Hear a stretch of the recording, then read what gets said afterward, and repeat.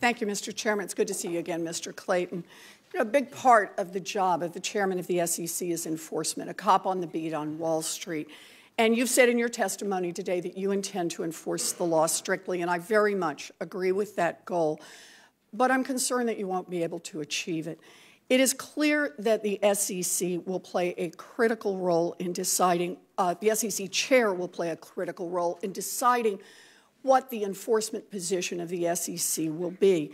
And in recent history, Republican commissioners on the SEC have favored weaker enforcement, while Democratic commissioners have sought tougher enforcement.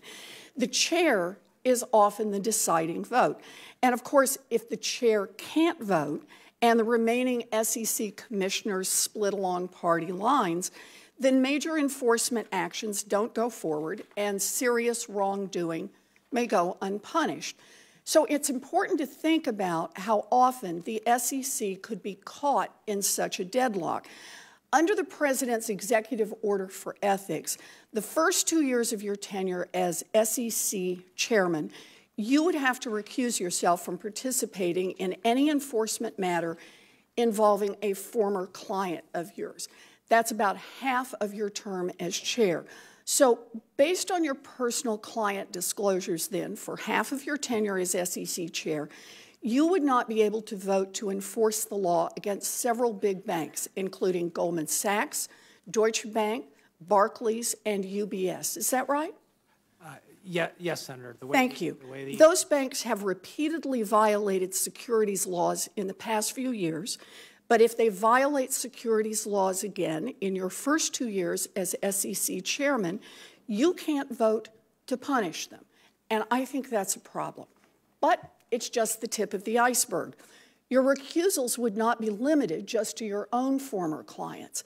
The Ethics Executive Order also requires you to recuse yourself for 2 years from any matter in which your former law firm, Sullivan & Cromwell, represents a party.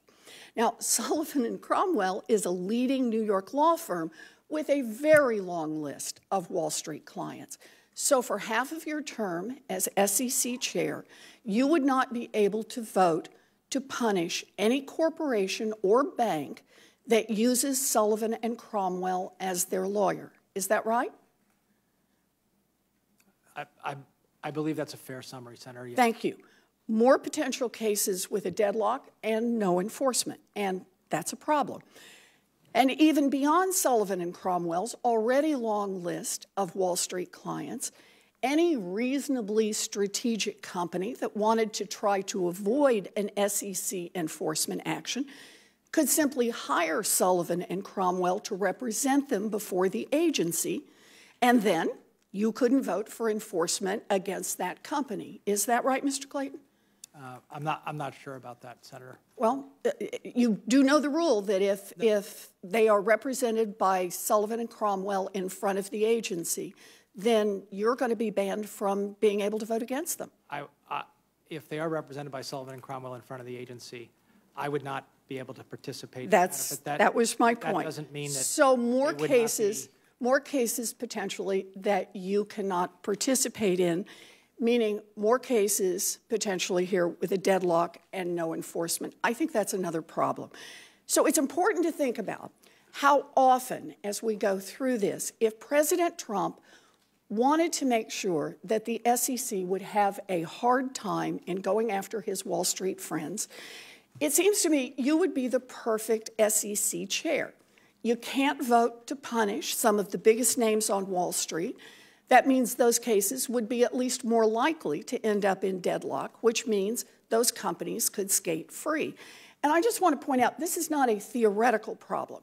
Recusals were a very big issue for the outgoing SEC chair, Mary Jo White. Like you, she came from a major Wall Street law firm, and according to the New York Times, in her short time heading up the SEC, she had to recuse herself in at least 48 enforcement matters because of conflicts involving her former clients, her former law firm, and her husband's clients and law firm. At least 48 cases in which she couldn't vote to punish a big company because the other commissioners were often split on enforcement matters. Chair White's recusals led the commission to deadlock time and time again, which meant that corporations that may have broken the law were able to get off easier. Your recusal problems seem to be even more severe than Chair White's. With you as SEC chair, it looks like Wall Street can breathe a little easier knowing that you won't be voting against them, and there's likely to be weaker enforcement.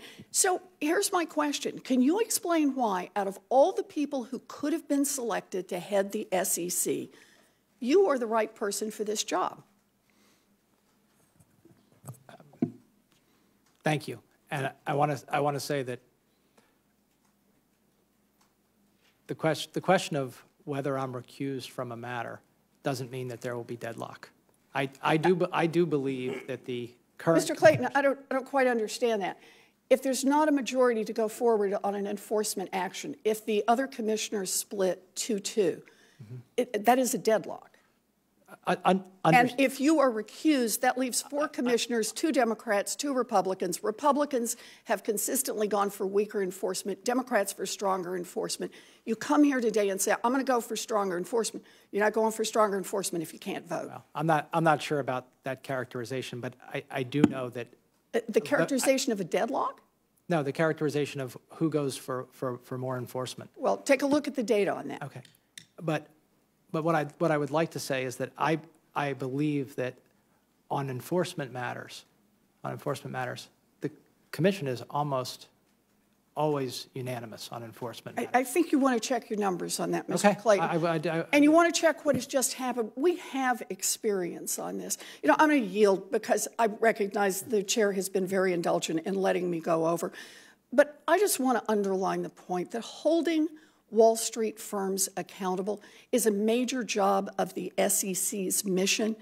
And the SEC chair needs to be able to participate in those enforcement actions, to be the cop on the beat for the American people, not on the sidelines when former clients and Wall Street firms are able to skate free. And I think that raises a very serious concern about your nomination to be chair. Senator Rao.